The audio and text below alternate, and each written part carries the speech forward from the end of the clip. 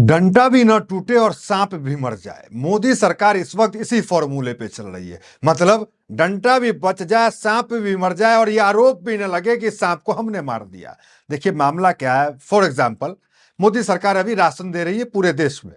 For example, देश क्योंकि अभी कर्ज में है और मोदी सरकार को इस राशन की योजना को बंद करना है।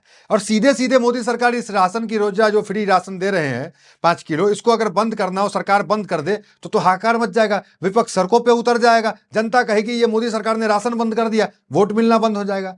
लेकिन दूसरे दरवाजे से, जिसमें डंडा भी ना टूटे सांप भी मर जाए, मामला कोई याचिका लगा दे सुप्रीम कोर्ट में, सुप्रीम कोर्ट चला जाए और सुप्रीम कोर्ट राशन रोक दे। क्यों? और सरकार के वकील जो मौजूद हो वो पक्ष ही न ले मजबूत तरीके से, हो गया खत्म राशन। तो इसी को कहते हैं कि डंडा भी जो है न टूटे और सांप भी मर जाए। अब मामला क्या है आप समझाते हैं। एक बड़ा ओबीसी को लेकर खबर आ रहा है, ये सुप्रीम कोर्ट से निकल खबर आ रहा है। मध्य प्रदेश का मामला सुप्रीम कोर्ट में था। उससे पहले आपने यूजीसी का मामला देखा, सरकार ने एक कानून लेकर आई। जब टांग फंस गया तो क्या हुआ, मामला एक अधिवक्ता तो बहुत सारे हैं, कोई भी याचिका दायर कर देता है।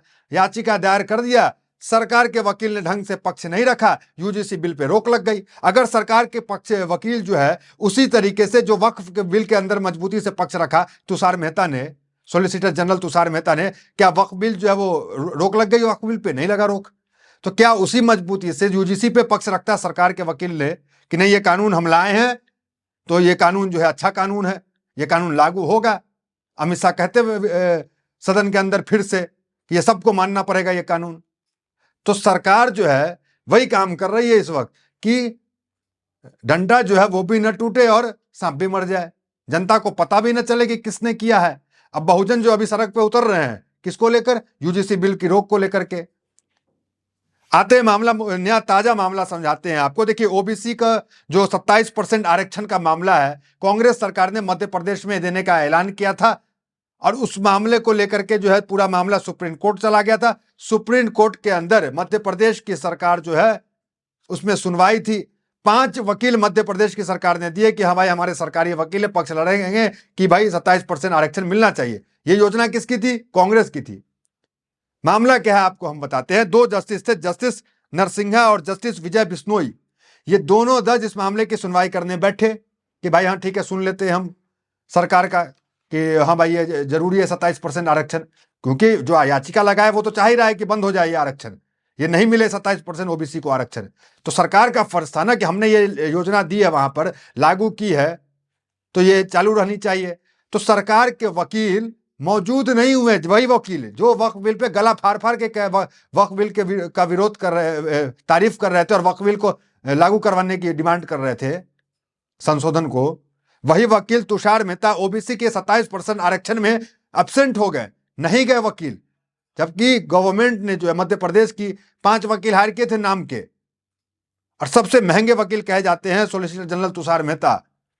चाहते तो ओबीसी का पक्ष रख सकते थे कि नहीं भाई 27% जरूरी आरक्षण, तो ये वकील पहुंचे नहीं। अब जब वकील नहीं पहुंचे तो फिर जज को फ्री विल मिल गया, जज रोक लगा देगा आरक्षण पे, तो हो गया 27% ओबीसी को जो हक मिलना था वो भी नहीं मिला और सरकार पे कोई खरोच भी नहीं आया कि भाई तो सुप्रीम कोर्ट ने लगा दिया, हमने तो लगाया नहीं। तो इस क्रोनोलॉजी को आप समझिए जो हमने आपको बताया कि डंडा भी न टूटे और सांप भी मर जाए वाले क्रोनोलॉजी को।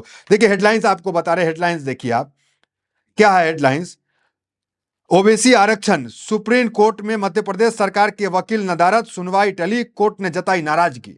दूसरा हेडलाइंस, 27% ओबीसी आरक्षण, अब 4 फरवरी को सुनवाई, ओबीसी वर्ग के वकील बोले एमपी सरकार के अधिवक्ता सुनवाई के दौरान नहीं थे मौजूद। सोचिए हालत यह हो गई कि उस कोर्ट के अंदर ओबीसी समाज के कुछ वकील थे, उन्होंने रिक्वेस्ट किया जज साहब तारीख आगे दे दीजिए, तो जज साहब ने 4 फरवरी की तारीख दे दी। चाहते जज साहब तो रोक लगा देते कि नहीं भाई नहीं लागू होगा 27% आरक्षण।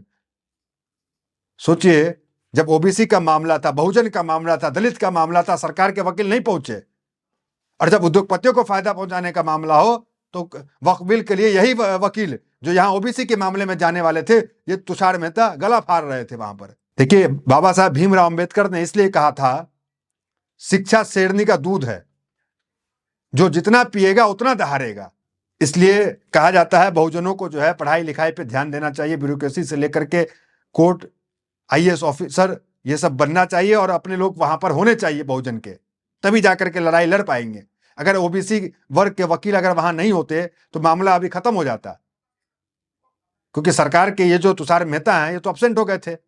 देखिए आगे हेडलाइंस बताते हैं। ओबीसी आरक्षण मामले में सुप्रीम कोर्ट नाराज, एमपी सरकार का कोई वकील नहीं हुए पेश। तीसरा देखिए, 27% आरक्षण, ओबीसी आरक्षण को लेकर फिर होगा आंदोलन, सरकार ने सुप्रीम कोर्ट में नहीं रखा ठोस पक्ष। अब इस पूरे मामले पे जो है विरोध प्रदर्शन जो है, ये जो ओबीसी मोर्चा है एक मध्य प्रदेश के अंदर, वो सड़कों पे उतरने वाली है इसी मामले को लेकर कि सरकार ने पक्ष क्यों नहीं रखा, वकील क्यों नहीं पहुंचे।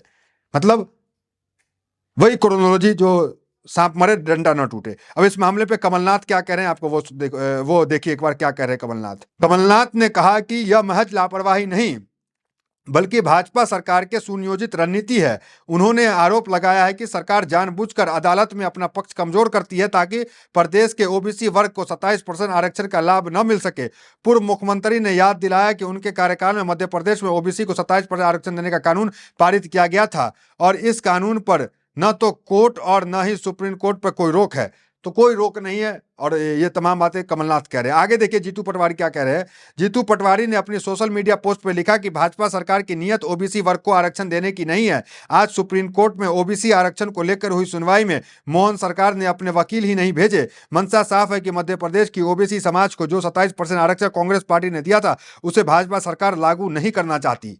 तो मतलब सरकार को लागू नहीं करना था, सरकार कहने कि हाँ ठीक है लागू नहीं करेंगे, खुद फ्रंट में नहीं आ रही है, कोर्ट को फ्रंट में रख रही है। सबसे बड़ा एग्जाम्पल वक्फ बिल है, किस तरीके से सरकारी वकील आगे वक्त पे वक्त टाइम पे टाइम जो है कोर्ट से मांगे और अपनी मजबूत पक्ष को रखा, लेकिन बहुजन का मामला आया तो एब्सेंट हो गए। अब सोचिए आप यूजीसी के मामले में क्या हुआ होगा। क्या लगता है कि सरकार ने पक्ष रखा होगा मजबूती से? जो यूजीसी बिल था उसको लेकर के वकील मजबूती से पक्ष रखे थे, जिस ठीक उसी तरह जो उन्होंने वक्फ बिल पे रखा था। इस वीडियो को ज्यादा से ज्यादा शेयर कीजिए ताकि भारत की आम जनता को ये मैसेज जाए कि किस तरीके से ये क्रोनोलॉजी किया जाता है जिसमें डंडा भी ना टूटे और सांप भी मर जाए। मतलब ओबीसी का वोट भी लेना है और पीछे रास्ते से ओबीसी को जो है नुकसान भी पहुंचाना है। फिलहाल इस वीडियो को ज्यादा से ज्यादा शेयर करें। बहुत धन्यवाद।